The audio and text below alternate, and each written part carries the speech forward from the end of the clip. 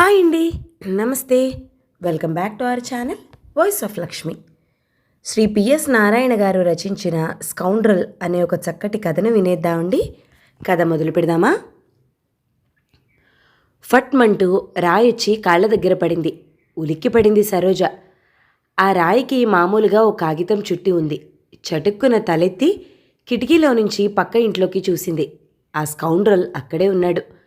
విసురుగా లేచి కిటికీ తలుపులు విరిగేలా మూసింది. చిచ్చి, మనిషి కాదు, వాడి హిప్పీ జుట్టు, సైడ్ లాక్స్, గొట్టం ప్యాంటు, రౌడీ వెధవ.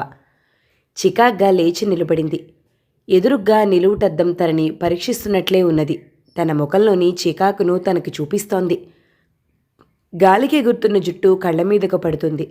ఓరగా ఒక పక్కగా పెట్టుకున్న గులాబీ తనలోని అందాన్ని ద్విగుణీకృతం చేస్తోంది. ఐటెక్స్ అసలే పెద్దవైన కళ్ళను మరింత పెద్దవి చేస్తుంది. ఆకుపచ్చ బొట్టు అందంగా మెరిసిపోతుంది. తన అందం చూసి తనకే గర్వం వేస్తుంది. నిజమే, ఆ పక్షీంద్రుడు తనంటే పడిచావటంలో అసహజమేమీ లేదు. కానీ ఇదే కనుక కాలేజ్ అయ్యున్నట్లయితే తన ఎడంకాలి చెప్పు తెగుండేది. వాడి పళ్ళు ఊడుండేవి. రాతికి చుట్టూ ఉన్న కాగితాన్ని నిర్లక్ష్యంగా విప్పింది. ప్రేయసి, ఇదే నీకు నా అంజలి. నీ దయ నా మీద ఎన్నడు, నీకోసం తప్పించే నీవాడు. స్కౌండ్రల్ కళ్ళు ఎరిపెక్కగా మరోసారి కసిగా తిట్టుకుంది. ఇదెక్కడి పీడ తనకు? ఈరోజైనా గట్టిగా చెప్పాలాయనకు. ఈ ఇల్లు ఎంత త్వరగా మారితే అంత మంచిది. ఇక ఒక్క క్షణం ఇంట్లో ఉండకూడదు. వెధవ చికాకు. తలుపు తట్టిన శబ్దం అయింది. శ్రీవారు వచ్చినట్లున్నారు అనుకుంటూ వడివడిగా వాకిట్లోకి వచ్చి తలుపు తీసింది. ఆయనే. తలుపు తెరవగానే శ్రీరామచంద్రుడిలా చిరునవ్వుతో కనపడ్డారు. Yes please. ఒక్క అడుగు వెనక్కి వేసింది ఆహ్వాన సూచకంగా సరోజ. Thank you. లోపలికి వచ్చాడు సరోజ భర్త సుందరమూర్తి. తలుపు దగ్గరకు వేసి గడియ బిగించి ఆమె నడుం చుట్టూ చేయి వేసి నడిపించసాగాడు. వదలండి మాస్టారు, నలుగురు చూస్తే నవ్విపోయేను. ఎవరు నవ్వితే వాళ్ల పళ్ళే బయటపడేను, మనకేలా? 1 మినిట్, మీకు ఇష్టమైన మైసూర్పాక్ చేశాను. అయితే త్వరగా మేడం. నడుం చుట్టూ చెయ్యి వదలటం, ఆవిడగారు తుర్రుమంటూ వెక్కిరిస్తూ లోపలికి పోవటం ఒక్కసారే జరిగాయి. తర్వాత 5 నిమిషాలకు కాఫీ చేతికి అందిస్తూ, వెంటనే వెళ్ళి మరో ఇల్లు చూడండి, ఎన్నిసార్లు చెప్పించుకుంటారు నా చేత, అంది కినుక నటిస్తూ సరోజ. నేను చూడను. కారణమేమిటో చెప్పందే, నాకు చూడాల్సిన అవసరం లేదు. ఇంత చక్కటి కొంప ఈ హైదరాబాద్ మొత్తం మీద ఎక్కడ దొరుకుతుందో చెప్పు. ఇంత చక్కటి గాలు చికాకు కలిగిస్తుందా? ఇంత మంచి ఆవరణ అంత అందవిహీనంగా ఉందా? చక్కటి పూల చెట్లన్నీ వెగటేస్తున్నాయా? గదుల్లో ఇంత వెలుతురు కళ్ళకు కంటకంగా ఉందా? అవేం కాదు. మురిపెంగా భర్త ముఖంలోకి చూసింది. మరేమిటి? ఈ వాతావరణం నాకు నచ్చటం లేదు. ఏమైంది వాతావరణానికి? నుదురు చిట్లించి కాస్త విసుక్కున్నట్లుగా అన్నాడు. అసలు సంగతి చెప్పేద్దామా అన్నట్లుగా నాలిక చివరిదాకా మాటలొచ్చాయి. ఆ మాట వింటూనే ఈయన ఆ స్కౌండ్రల్ కొట్టుకోరు కదా. అసలే వాడివి ఇనుప ఊచల చేతులు. కారణం ఏదీ లేదండి. ఒకటే బోర్ నాకు. ఎక్కడన్నా 10 మంది ఉన్న ఇంట్లో చిన్న భాగం అద్దెకు తీసుకోండి. ఇలా ఇండిపెండెంట్ హౌస్ వద్దు. ఇంట్లో అంత సంత ఎందుకు? హాయిగా ఒంటరిగా బ్రతక్క. అంతగా తోచకపోతే పక్కనున్న ఇళ్లల్లో మనుషులు లేరా? వాళ్ళు నీతో మాట్లాడరా? అన్నది కళ్ళు సగం మూసుకుంటూ. వాళ్ళంటే నాకు చచ్చే భయం. ఏ? వాళ్ళు బాగా డబ్బున్న వాళ్ళు. మనమా అటు ఇటు కానీ మధ్య రకం వాళ్ళం. అంటే ఇన్ఫీరియారిటీ కాంప్లెక్స్ అన్నమాట. సుందరమూర్తి పక్కున నవ్వాడు లేచి నిల్చుంటూ. మీరెన్నైనా అనండి, నాకు ఇంట్లో ఉండటం ఇష్టం లేదు. ఆ స్కౌండ్రల్ గుర్తుకొస్తుంటే సగం శరీరం సిగ్గుతో చచ్చిపోతోంది. నాకు ఈ ఇంట్లో ఉండటమే ఇష్టం అంటూ ఆమె బుగ్గ మీద చిటిక వేసి, మేడం త్వరగా కానీ, రామ్మూర్తి స్కూటర్ తెస్తాను, కోడెనాగుకు వెళ్దాం అంటూనే పక్క గదిలోకి వెళ్ళాడు. చేతిలో ఉన్న పుస్తకాన్ని నేల మీద విసురుగా కొట్టింది సరోజ. ఛీ, ఏం మనిషి! ఎలా చెప్పాలి ఈయనకు? ఎలా చెప్తే అర్థమవుతుంది? బాత్రూమ్ తలుపు తీసింది ముఖం కడుక్కునేటందుకు. నగుమోము గనలేని అంటూ పక్క ఇంట్లో ఆ స్కౌండ్రల్ చెల్లెలు పాడుతోంది. ఎంత చక్కగా పాడుతుందా అమ్మాయి! ఆ అన్నకు తగ్గ చెల్లెలే కాదు, ముచ్చటగా కుదురుగా ఉంటుంది. ఆ కంఠం వీణమీటినట్లే ఉంటుంది. ఆ అమ్మాయి పాట వింటూ ఉంటే అమృతాన్ని సేవిస్తున్నట్లే ఉంది.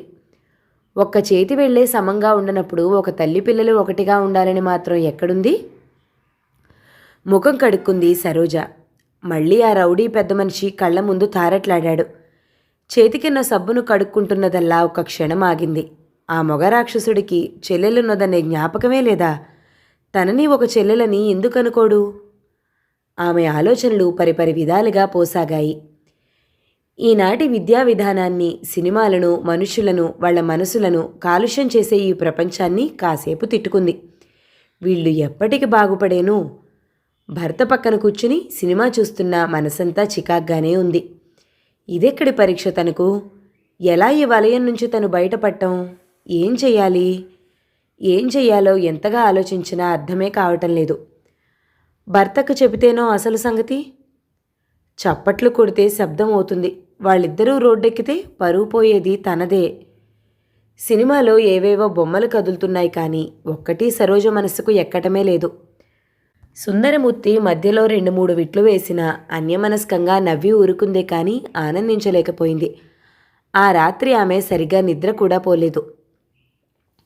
3వ రోజు సాయంత్రం ఈ ప్రపంచం మీద విసుగొందిన సూర్యుడు ఎప్పుడు పడమటి కొండలు వెనక్కి పారిపోదామా అని ఆలోచిస్తున్న సమయంలో సుందరమూర్తి ఇంకో అరగంటకు ఇంటికి వస్తాడనగా సరోజ నిలువుటద్దం ముందు నిల్చుని అద్దంలో చూసుకుంటూ తనకిష్టమైన తెల్ల చీర కట్టుకుంది. తెల్ల జాకెట్ తొడుక్కుంది. ముఖానికి పౌడర్ రాసుకుని ఎర్రటి కుంకుమను బొట్టుగా పెట్టుకుంది.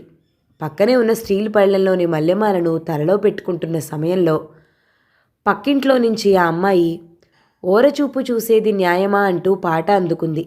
ఆ పాట గింగిరాలు తిరుగుతూ సరోజను సన్నజాజి తీగలా అల్లుకుపోయింది. ఎంత తీయని గొంతు!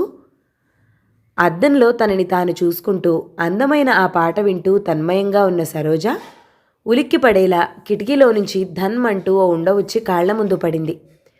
సరోజ గుండె దడదడలాడింది. భయంగా తలెత్తి కిటికీలో నుంచి చూస్తే ఆ స్కౌండ్రల్ నవ్వుతూ చెయ్యెత్తి టాటా చెప్తున్నట్టుగా వేళ్ళూపుతున్నాడు. నుదురు చిట్లించి అసహ్యంగా అతడి ముఖంలోకి ఒకసారి చూసి కిటికీ తలుపులు మూసేసింది.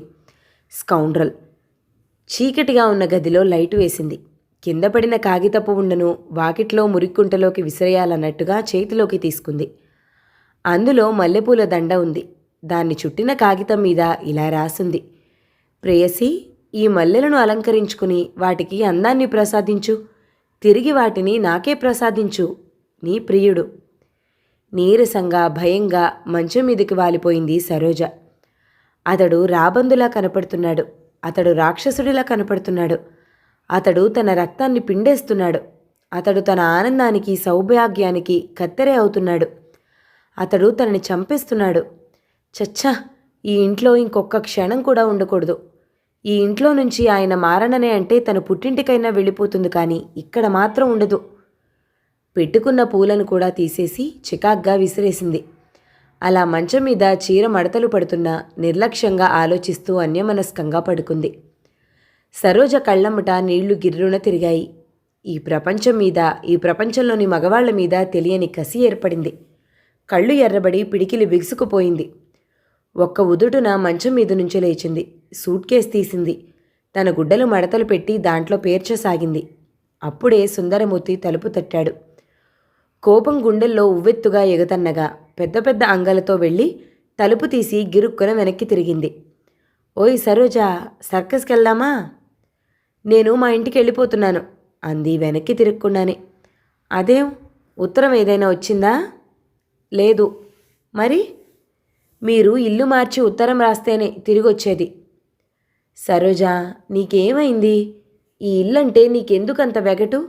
ఇంత చక్కటి ఇల్లు మరొకటి నీకు దొరుకుతుందనేనా అన్నాడు విసుగ్గా సరోజ భుజం మీద చేతులు వేసి తన వైపు తిప్పుకుంటూ. ఈ ఇంట్లో దెయ్యాలున్నాయని, ఆ దెయ్యాలతోనే పగలంతా నేను ఒంటరిగా పోరాడుతున్నానని మీకు తెలుసా అన్నది కళ్ళు నిప్పులు కురిపిస్తుండగా సరోజ. దెయ్యాలా? మధ్యాహ్నం పూట నా గుండెల్ని పిండుతున్నాయి. నా రక్తం చూస్తేనే కానీ వదిలేలా లేవవి అంది కసిగా. సరోజ, అవును, ఆ దెయ్యం ఆడవాళ్లనే పట్టుకు పీలుస్తుందల్లే ఉంది. మీరటు వెళ్ళడం, అది నా వెంట పడటం. నా గుండెలు చూడండి, ఘాట్లతో నెత్తురెలా చిమ్ముతోందో. సరోజ, ఆమె ఆవేశానికి అతడు మరింత నీరసించిపోయాడు. నిజమా? నిజంగా ఉన్నాయా దెయ్యాలు ఇంట్లో? నిజం. కావాలంటే నా చీర కట్టుకుని రేపు పగలంతా ఈ మంచం మీద పడుకుని ఉండండి అన్నది అంత కోపంలోనూ భయంతో బిగుసుకుపోతున్న భర్త ముఖాన్ని చూసి ఉబికి వస్తున్న నవ్వును ఆపుకుంటూ. సరే అయితే, నీవేం ఊరికి వెళ్లాల్సిన అవసరం లేదు, మరో ఇల్లు చూద్దాం అన్నాడు ముఖమంతా నల్లబడిపోగా. చికాగ్గా అతనేదో సొంత ఇల్లే పోగొట్టుకున్నంత దిగులుగా నీరసంగా. 10 రోజుల తర్వాత ఓ సాయంత్రం సరోజ ఏరికోరి 10 మంది ఉన్న పెద్ద లోగిల్లో అద్దెకు తీసుకున్న చిన్న భాగంలో నిలబడి నిలువుటద్దంలో తన అందాన్నే తను చూసుకుంటూ గర్వపడుతూ నవ్వుకుంటున్న సమయంలో ఫట్మంటూ ఓ రాయి కిటికీలో నుంచి వచ్చి లోపల పడింది. ఆ రాతికి చుట్టి ఉన్న కాగితాన్ని చూస్తూనే సరోజ పైప్రాణం పైనే పోయింది. ఇంత దూరం వచ్చినా ఆ స్కౌండ్రల్ తనని వదలనే లేదు. ఇక తాత్సారం చేసి లాభం లేదు. రోడ్డు మీద పడి కొట్టుకుంటే కొట్టుకున్నారు, ఆయనకు చెప్పక తప్పదు. కిటికీలో నుండి చికాగ్గా అసహ్యంగా రోడ్డు మీదకి చూసింది. ఆ స్కౌండ్రల్ వెనక్కి చూసుకుంటూ రోడ్డు మీద నడుస్తున్నాడు. ఛీ నీచుడా, పచ్చడి సంసారంలో నిప్పులు పోస్తావా? నీ ఆటలు ఇంకెన్నాళ్ళో సాగవులే. నీ అంతు తేల్చి కానీ నిన్నొదలను అనుకుంది కసిగా. ఆ రాతిని చేతిలోకి తీసుకుంది. ఉండకు చుట్టి ఉన్న కాగితాన్ని విడతీసింది. చెల్లి, నన్ను క్షమించు. నీ భర్త విషపు చూపుల నుండి, పిచ్చి పిచ్చి వేషాల నుండి నా చెల్లెలు నలుగురి నోళ్లలోనూ నానకుండా బయటపడాలంటే నాకింతకు మించిన ఉపాయం మరొకటి తోచనే లేదు. మీరు ఇల్లు మారడమే నాకు కావాల్సింది. అందుకే ఏ పాపం ఎరగని నిన్ను, నీ మనసును కష్టపెట్టవలసి వచ్చింది. మన్నించు. నీ దృష్టిలో చెడ్డవాడినైన నేను. కథ సమాప్తం. ఈ కథ గనక మీకు నచ్చినట్లయితే లైక్ చేయండి, షేర్ చేయండి, మంచి కామెంట్ చేయండి. మన ఛానల్ని తప్పకుండా సబ్స్క్రైబ్ చేయండి. Thank you so much for watching. నమస్తే.